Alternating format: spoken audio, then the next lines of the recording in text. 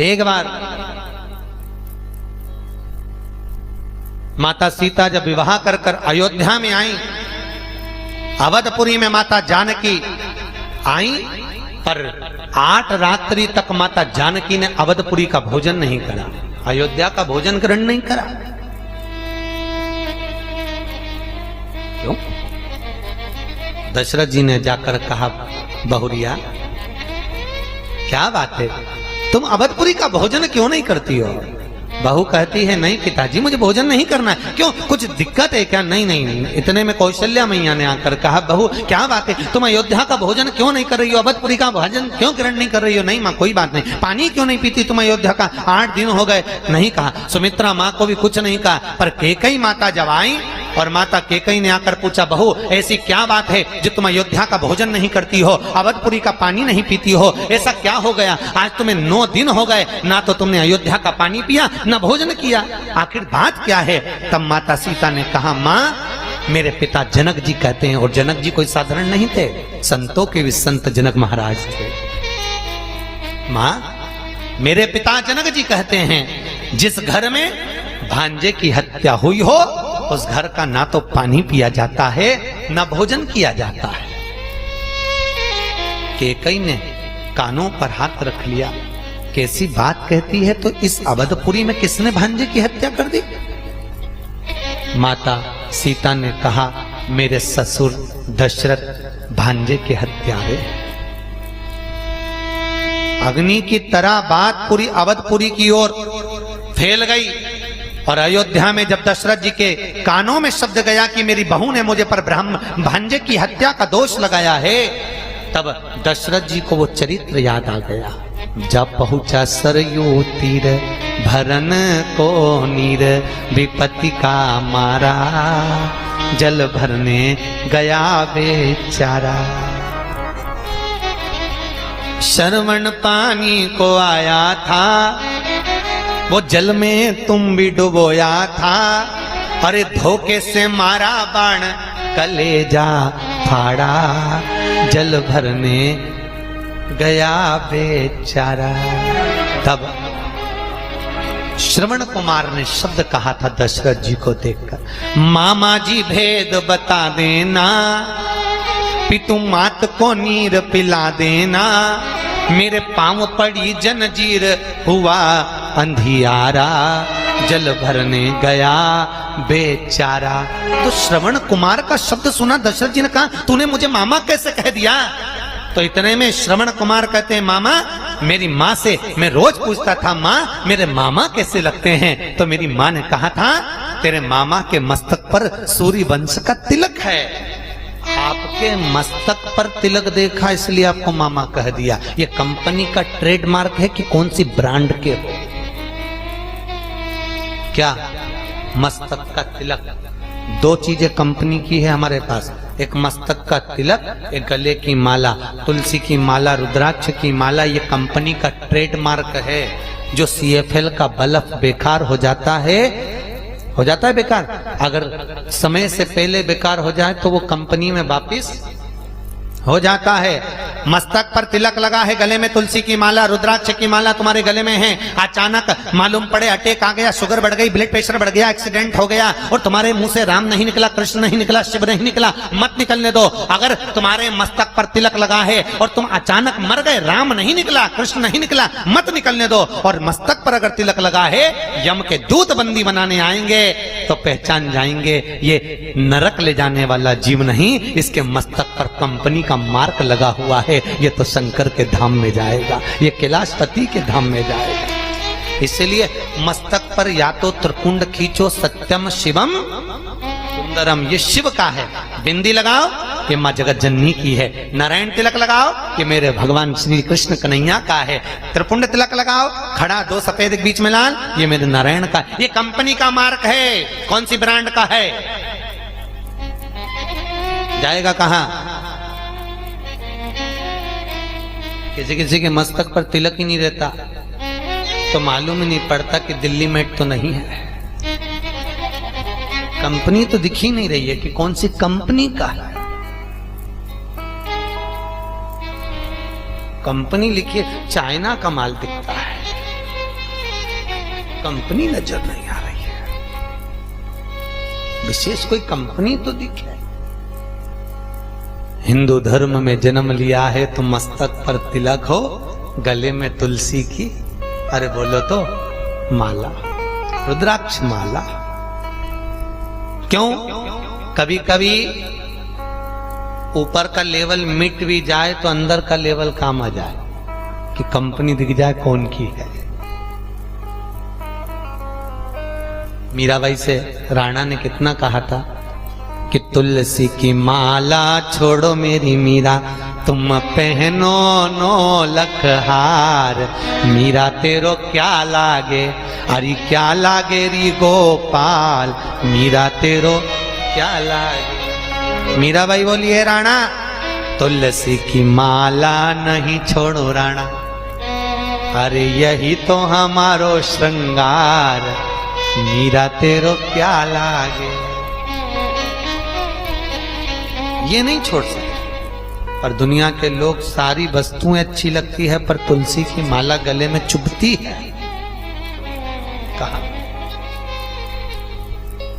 श्रवण कुमार ने मस्तक पर मात्र तिलक देखा और तिलक देखकर कह दिया मामा जी भेद बता देना, पितुमात को नीर पिला देना, मेरे पांव पड़ी जंजीर, हुआ अंधियारा, जल भरने गया बेचारा।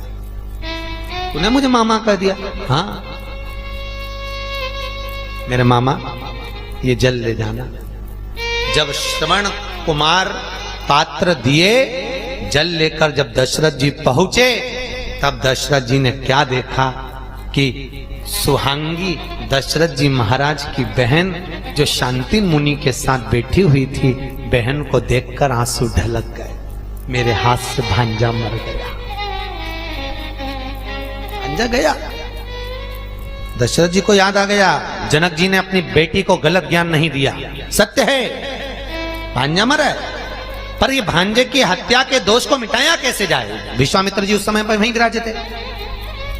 विश्वामित्र जी ने कहा एक काम करो, शास्त्र कहता है 10,000 ब्राह्मण को एक जगह पर बिठाकर भोजन करा दो तो भांजे की हत्या का दोष मिट जाएगा। पूछो सीता से, करा दे। सीता जी ने कहा मेरे पिताजी ने ऐसा नहीं बताया, कई कई बहुएं होती हैं मायके के मेथड से चलती हैं। उसको सास बताए कि बेटा तिल्ली का लड्डू ऐसा बनता है, सीरा ऐसा बनता है, तो नहीं बनाएगी, पर मम्मी ने जैसा बताया ना वैसा वो बना ले। उसको इतना ज्ञान होता है कि मेरी माँ ने ऐसा बताया। कई कई अब कहा सीता जी बोली मेरे पिताजी ने ये नहीं बताया कि 10,000 ब्राह्मण को भोजन कराओ तब भांजे की हत्या का दोष मिटेगा। तो दोष मिटेगा कैसे? सीता जी ने कहा मेरे पिताजी ने बताया ऐसा कोई ब्राह्मण जिसने ना कभी किसी के घर में खाया हो, ना पानी पिया हो, ना किसी के मुंह झूठा करा हो, ऐसे ब्राह्मण को भोजन करने बुलाओ तो भांजे की हत्या का दोष मिट जाएगा। अब पूरी अयोध्या में देखा तो ऐसा बामण नहीं मिला। गोरखपुर में है क्या? पूरी अवधपुरी में देखा ऐसा ब्राह्मण, पूरी अवधपुरी के अंदर।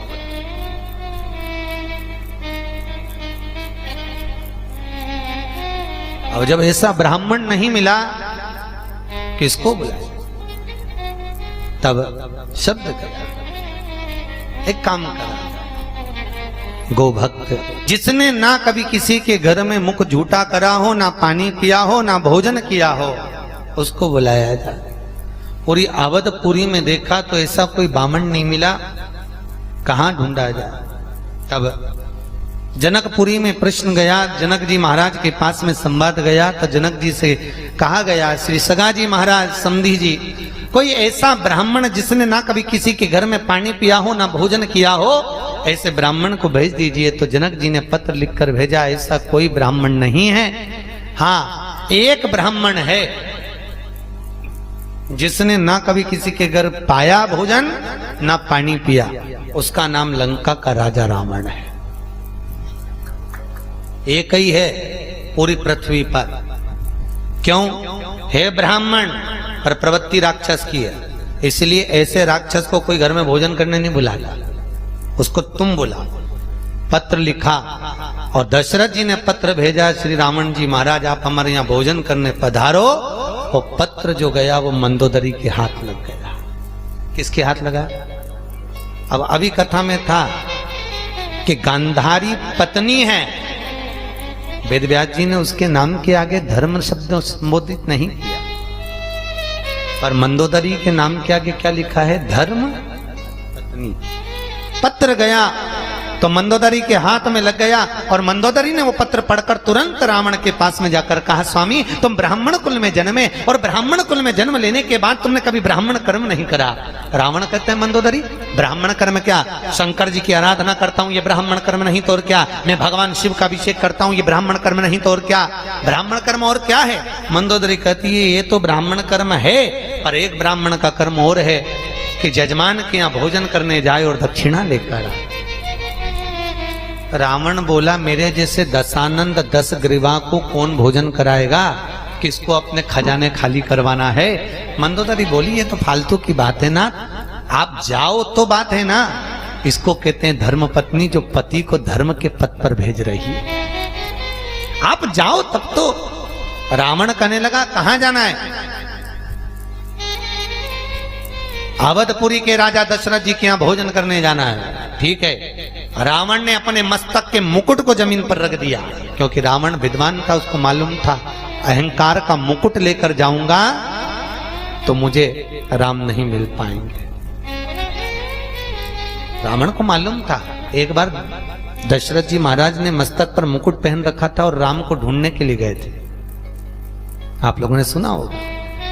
माता कौशल्या जी बोली, जाओ जरा प्रभु राम जी को लेकर आइए। दशरथ जी महाराज गए और राम जी को पकड़ते रहे, पर राम हाथ में ही नहीं आए।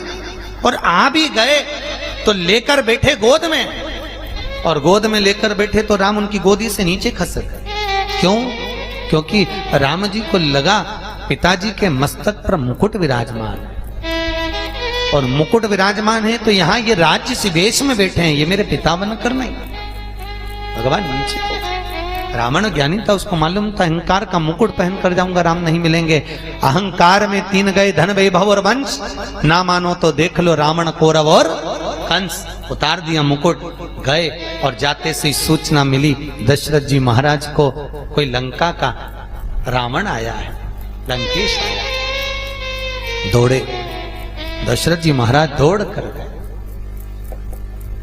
और दशरथ जी महाराज ब्राह्मण के चरणों में दौड़ते दौड़ते पहुंचे।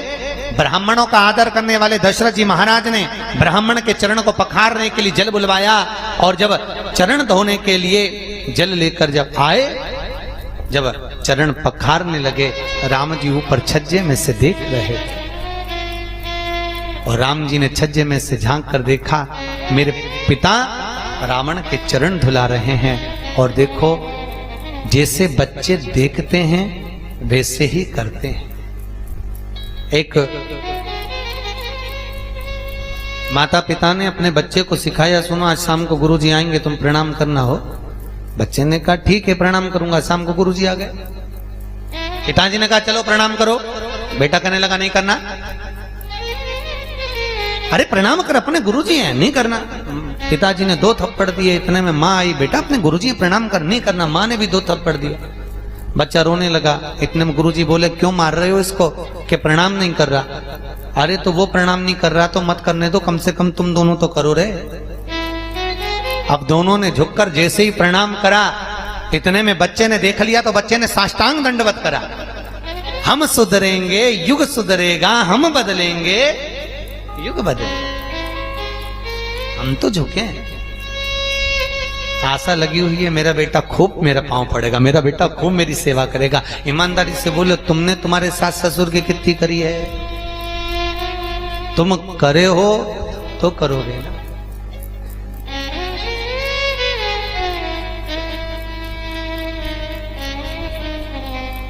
सेवा करो तो लाभ हो।